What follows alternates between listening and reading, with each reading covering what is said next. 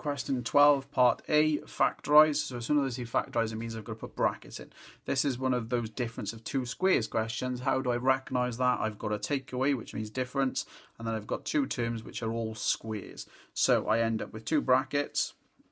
They'll be the same, one positive, one negative, and I just square root every part to work out what goes where. So the square root of 81 is 9, the square root of p squared is p, and the square root of 1 is 1.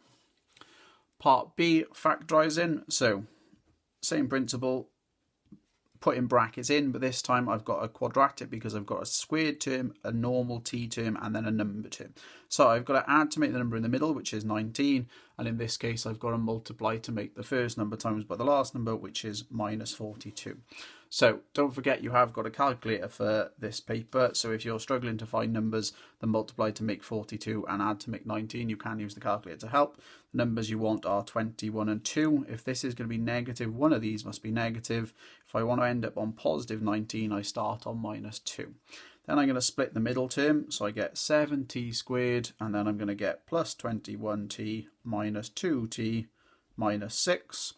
Factorise the first bit, so common in there is 7t, and I end up with t plus 3 in the bracket.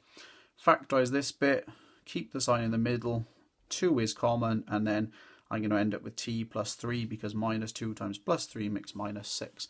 Remember, those two brackets should be the same, and if they're not, you've made a mistake at this point, so go back and check. So my two brackets are t plus 3, and then the bits outside the bracket, 7t minus 2.